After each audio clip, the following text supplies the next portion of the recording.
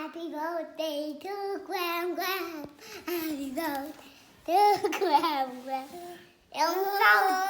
Happy birthday, dear Gram. Gram, Gram. Happy birthday to you. Gram, Gram. Happy birthday, Gram. Bye. Gram, Gram.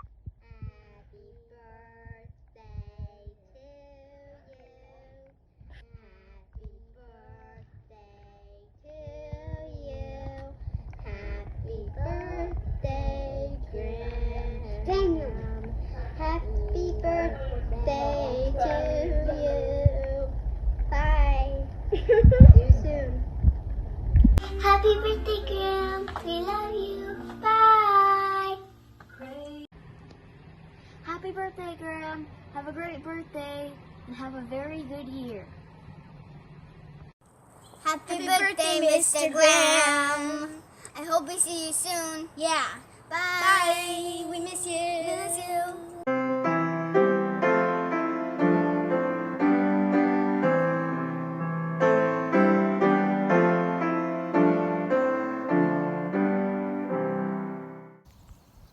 Well, greetings and welcome. I'm at one of my favorite places today, Tahkeena Park, just beyond the fence from my house over there. Eric is on a well-deserved vacation this week. We hope he's having a great time and wish him the best. He'll be back with us next week. Now, a few thank yous are in order. We want to thank Ben for being our acolyte or candlelighter last week, and Clara and Alice for leading us in communion last week. This week we thank Sophia for lighting the candle and Nancy for doing communion. Today, the second Sunday in May, is Mother's Day, when we honor our mothers, grandmothers, and women who have played special roles in our lives. Be sure to wish the special women in your lives a happy Mother's Day today. The Bible has many scriptures about mothers, so I just want to share 4 of them from the book of Proverbs. This comes from Proverbs 31. She is clothed with strength and dignity. She can laugh at the days to come. She opens her mouth with wisdom, and the teaching of kindness is on her tongue. Her children rise up and call her blessed. Her husband also, and he praises her. Many women have done excellently, but you surpass them all. Honor her for all that her hands have done, and let her works bring her praise at the city gate. Today's story is about Jane Goodall, who is considered to be the world's foremost expert on chimpanzees. She is best known for her 60-year study of social and family interactions of wild chimpanzees since she first went to Grom Stream National Park in Tanzania in 1960, where she witnessed human-like behaviors among chimpanzees. She is the founder of the Jane Goodall Institute and has worked extensively on conservation and animal welfare issues. She has served on the board of the Non-Human Rights Project since its founding in 1996, and in April 2002, she was named a UN Messenger of Peace. Goodall, who turned 87 last month, has offered motherly love to hundreds of chimpanzees over the years. As for humans, she has one son of her own and 3 grandchildren. Her son Hugo, affectionately known as Grub, was born in 1967. To protect Grub from the chimpanzees, Goodall built a protective cage for him and never left his side as she did her research. You'll hear more about Jane Goodall in today's Ordinary People Who Change the World story, along with a special memory that I'll share and a slideshow with images of Jane and the chimps. I wish you all a wonderful week. Know that we love you. Now let's go to Sunday school.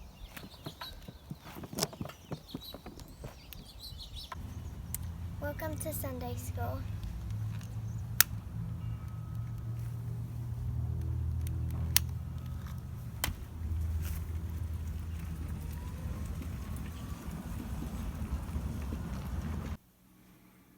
Here's this week's quiz.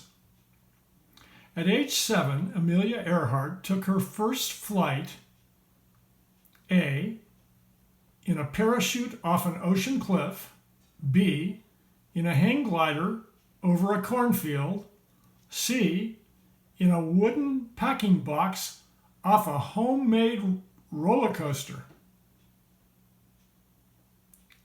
Announce your answer. The correct answer is C, in a wooden packing box off a homemade roller coaster that was leaned up against a tool shed. Amelia Earhart was the first woman pilot to fly nonstop across A, the Pacific Ocean, B, the Atlantic Ocean, C, the Indian Ocean. Your answer? The correct answer is B, the Atlantic Ocean. This image of Amelia Earhart appeared on A, Kellogg's cornflakes boxes, B, a keepsake quarter, C, 8-cent airmail stamps. Your answer? The correct answer is C, 8-cent airmail stamps. Thanks for taking the quiz. I am Jane Goodall. On my first birthday, my father bought me a cuddly toy chimpanzee named Jubilee, which I loved and carried everywhere. I didn't just love my toy chimpanzee, though. I loved all animals. At 5 years old, my first research project was patiently waiting for the chickens to lay eggs. In addition to animals, I also loved nature and reading.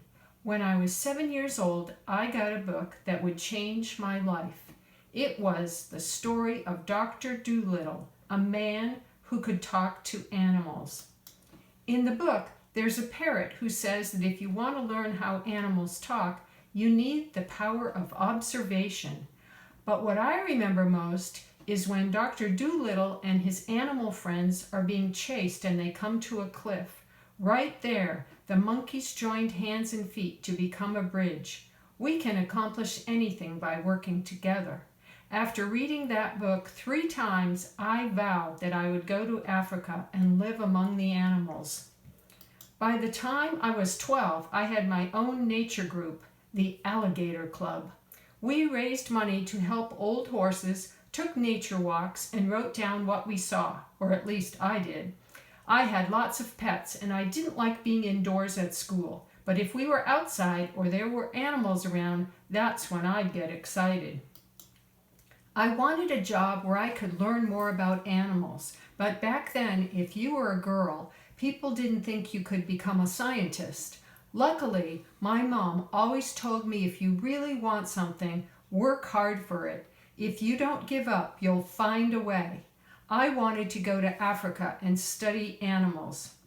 Soon I had my chance when a friend invited me to visit her family in Kenya. When I was 23 years old, I had enough money to take a boat. It took 21 days to get to Africa. My dream was coming alive. I was in the Africa of Dr. Dolittle.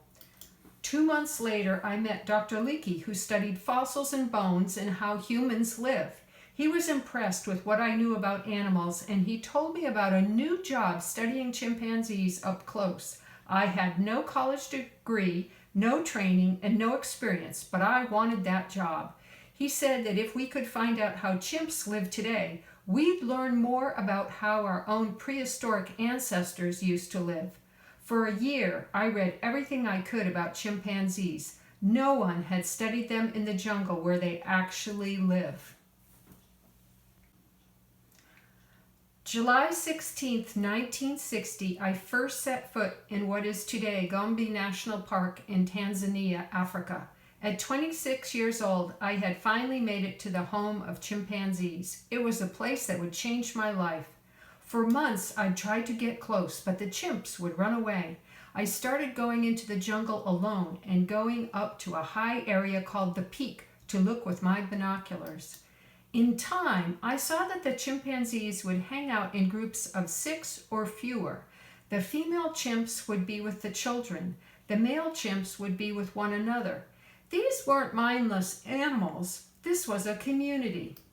Back then, people told me there was a certain way to study animals, that I shouldn't give them names. Numbers, but not names. They thought animals didn't have personalities or emotions. They thought that if we gave them names, we'd start pretending they were like us. But that's what no one realized. They were like us.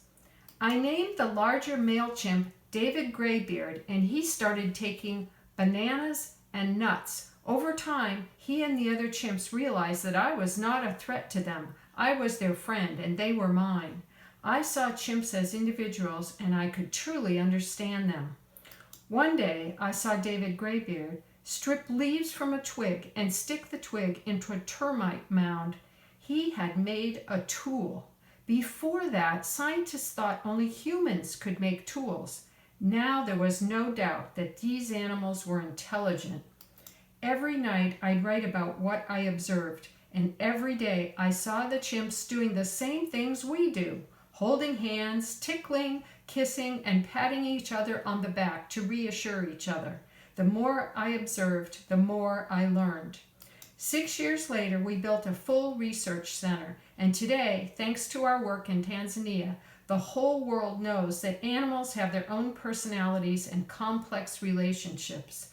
In my life, people told me there was a certain way to do things, a certain way to study animals, a certain way that girls should behave. They told me to follow the rules. Instead, I followed my gut. In your life, it will be easy to see how others are different from you, but there's so much more to gain if you instead see how alike we all are.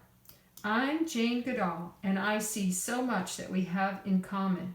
Watch, observe, be patient. It'll teach you this. We don't own this earth, we share it. Listen to the feelings in your heart. We are responsible for the animals around us. We must take care of them. When one of us is in trouble, be it a human, creature, or nature itself, we must reach out and help. When we do, we build a bridge that will carry all of us.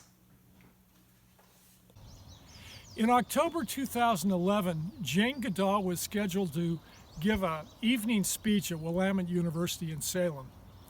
At the request of a science teacher at Three Lakes High School in Albany, she agreed to visit students there that afternoon. The high school is at Oak Creek Youth Correctional Facility, a place where girls who get into trouble of some sort are required to spend time. I was then working at the Albany newspaper and came to video Goodall's visit, along with reporter Anne-Marie Nepper and photographer David Patton. Here is one of David's photos of Jane Goodall with the two students who gave her a tour of the campus. You'll also see 4 photos from the visit in the slideshow coming up. I wrote a blog post shortly after that assignment that I'd like to read. It was titled, Jane Goodall's Inspirational Visit. I remember Jane Goodall from National Geographic magazine and TV features. She always had this very calm, serene demeanor. From what I saw during her 90-minute visit Thursday afternoon to the Oak Creek Youth Correctional Facility, she hasn't changed at all. At 77, Goodall is still as inquisitive, engaging, and inspirational as ever. The moment she entered the Oak Creek courtyard, she listened attentively as students Bethany Pierce and Mariah De La Rosa described the center, its school, and the programs offered. When Pierce noted that they have a Toastmasters club aimed at making students better speakers, Goodall piped in, "They've done a great job on you two." Goodall genuinely enjoyed being with the 60 or so young women incarcerated at Oak Creek, and they loved listening to her message of encouragement and hope. Quote, "Their life has meaning, and they can make a difference and look forward to a different kind of future," Goodall said. When I look back at all the assignments I've had over the past year, I can't think of one I've enjoyed more than Jane Goodall's visit inspirational visit to Three Lakes High School.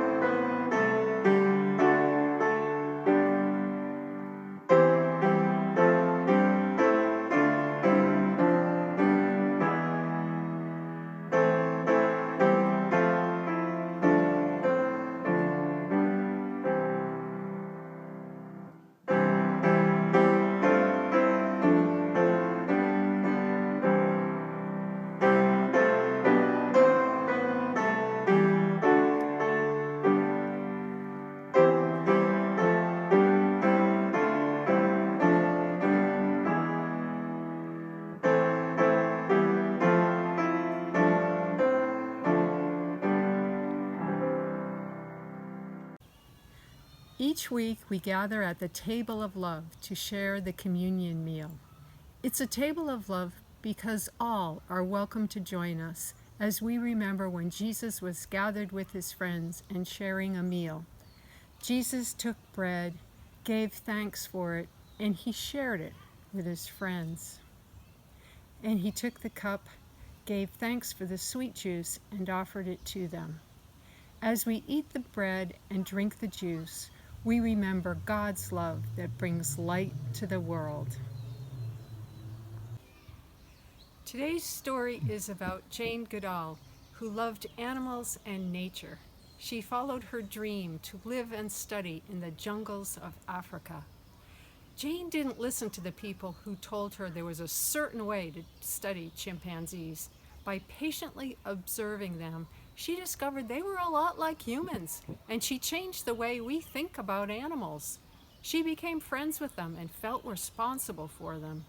Today, she continues her work as an advocate for protecting our environment. She believes that we must take care of all creation. She teaches us that when one of us is in trouble, be it human, creature, or nature itself, we must reach out and help. When we do, we build a bridge that will carry all of us. See you next Sunday.